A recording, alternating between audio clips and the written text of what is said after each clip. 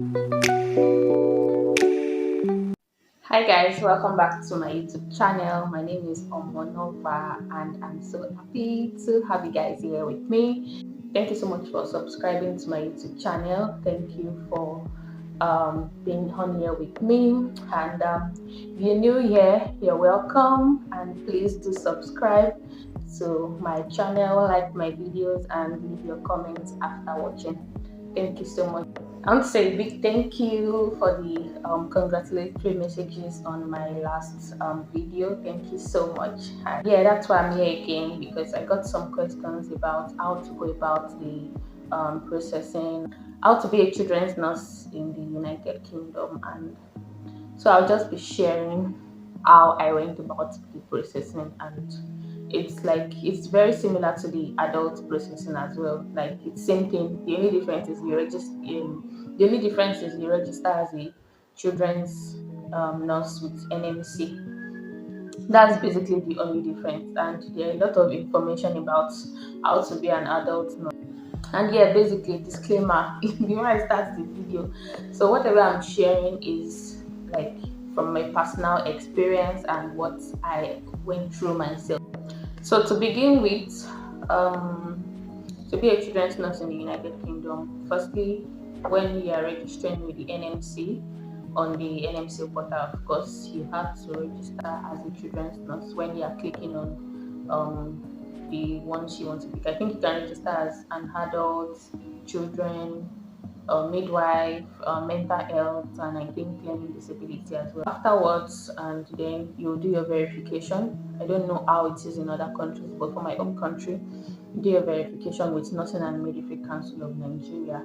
If you don't have a pediatric specialty from Nigeria, you can use your nursing license. You don't have to have a pediatric specialty from Nigeria to register as a children's nurse in the United Kingdom. And if you are interested in doing children's nursing, yes, why not? You can do your verification just as an RN and then get verified. After your verification is done, you have to take your CBT, and your CBT has to be children's nursing. When you are registering for your CBT, you have to take your children's nursing CBT since you are already registered with the NMC as a children's nurse. So you can't register as a children's nurse and then go ahead to do an adult CBT.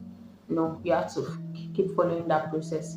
You have to register for your CBT as a children's nurse as well. You have to do your CBT as a children's nurse. And after you get your CBT and then you eventually migrate to the United Kingdom, then your OSCE, of course, also have to be children's nursing OSCE.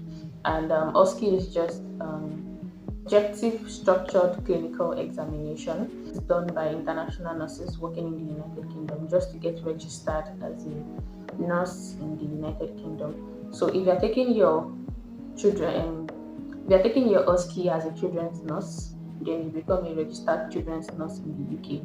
The only disadvantage with this is, as a registered children's nurse in the UK, you can't work in an adult setting.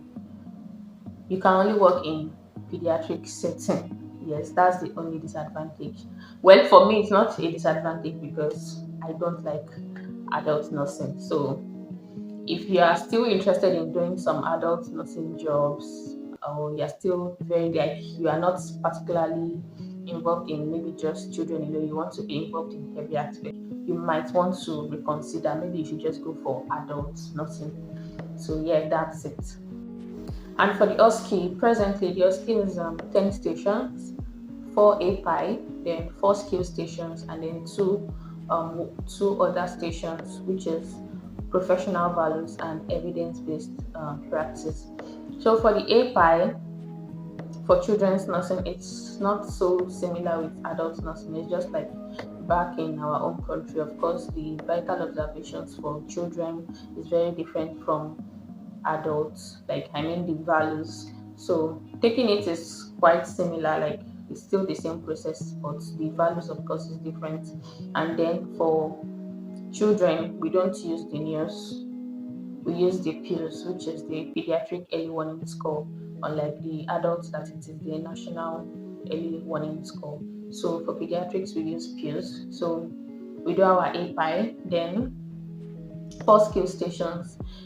In children's OSCE, there are 9 skill stations in total and 2 cases. So for your OSCE, you will do one of the cases, and for the skill stations, that is 9, you only do 4 in your OSCE examination. So out of the 9, you will get 4 as your exam questions. And then for the professional values and evidence base, is same with adult nursing, is the same. So we all read the same thing for that. But for the skill station and for the API, it's very, very different. So yeah, that's just about the OSCE. And I know there are different exam centers that do the OSCE examination here. So it just depending on your trust, it gets you registered for the examination. And I don't know if the marking criteria is same with all centers, but I know there's a marking criteria which you have to read to pass your OSCE exam. So yeah, that's just how it is. So depending on your trust and the center you eventually get your examination done.